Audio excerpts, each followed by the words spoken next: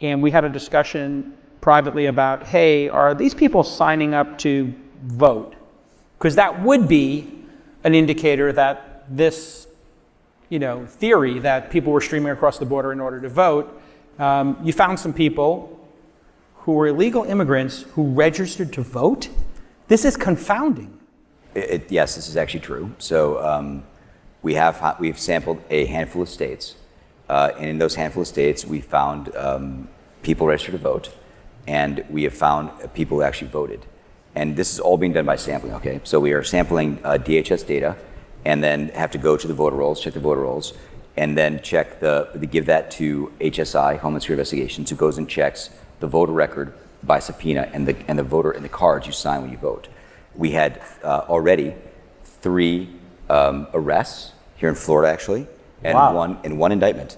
And is that publicly known? Yes, we posted it. The DOJ. But the media have posted not covered. Like I haven't seen much about It's it. got So you're saying light these are 3 individuals who legally secured a Social Security? They legally secured Social Security numbers through the process we talked about last time, asylum or some special program or whatever, and they were given they're given a Social Security number by filing a 765 and getting work authorization, and they registered to vote, and they actually voted in 2020 and or 2024.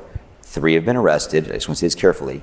3 have been arrested, and 1 has been indicted. The one we indicted, I want to just stop on this guy for a minute. He's an Iraqi national.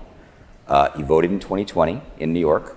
He went to prison for shooting somebody, shot some guy's hand off, has charged, if I remember correctly, $160,000 or $70,000 of benefits through Medicaid, and we think is now in Iraq because he's active on his Facebook page, and the IP address is from Iraq.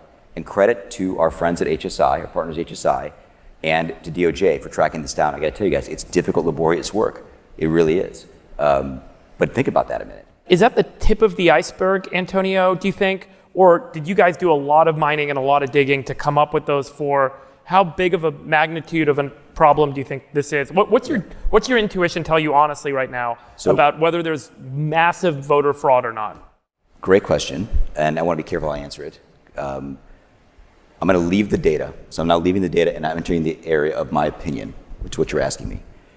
My opinion is, and actually let me step back and tell you what we did a second and then tell you my opinion. We are sampling by hand. So when you say data mining, we're not mining. We're actually like pick and shovel going into like by hand. This is not mechanized. There's no AI being applied. We're using SQL queries. Okay. You're literally pulling one by one. We're literally sampling a name out of the work authorization database, DHS, checking that against the voter roll, and have to go run it down to the state. Super laborious, okay? So with that in mind, my opinion is that this is the tip of the iceberg. How big the iceberg is, I don't know, and I don't want to speculate because I think it would be not the right thing we can do at this moment. I think we'll have more data over time. But for sure, if we can sample out of a database, and it takes an engineer about a day to find 20-ish cases. So what DOJ asked us for was 10 to 20 cases per state. It just gives you a sense of what's happening. It takes an engineer about a day to find 10 to 20 cases per state in sampling. That gives you an idea of how many there are, right? That's going on. Are you shocked that people don't care about this more? I'm shocked. I think people really do care. Should we care more? Yeah. Yes. Well, yes. I want to separate the questions. I think people care more. My guess is everyone here cares a lot. Okay, a lot about this. I think for some reason the news media doesn't care more. Now, should you care? Yes. There's this idea like there's always a little bit of fraud. It's pervasive. It's not a big deal. Wrong. Here's the reality. Every vote that is cast illegally in America nullifies the vote of an American citizen. It is your constitutional right to vote in America. And if we don't have a zero defect system, we are violating your constitutional rights. And I will tell you, you deserve, the American public deserves, that we strive for a zero defect system. Right? We make medical devices in America with a zero defect system. Yeah. We shouldn't make votes with a zero defect system. If we don't strive for a zero defect system, we will get a lot more fraud. Mm-hmm. This is why the real idea is so important. We should strive for this. And it doesn't matter if it's one vote. It's easily solved with the last 15 states that don't require voter ID to simply do that, and that would pretty much end this debate, I think. I mean, I want to tell you, there are states that do require ID.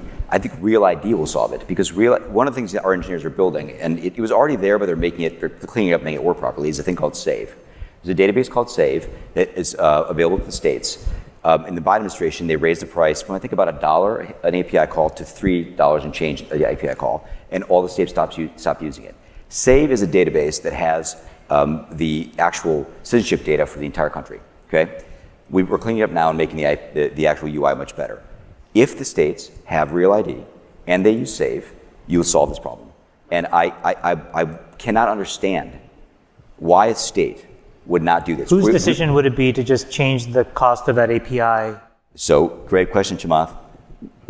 The Secretary of Homeland Security, I want to thank her, Secretary Noem, has just signed a memo, a policy memo, to make it free. Yeah, why That's is the there a right charge anyway? It doesn't make any sense to me. Yes. Yeah, That's the right very thing. simple. Secretary Noem has made this free.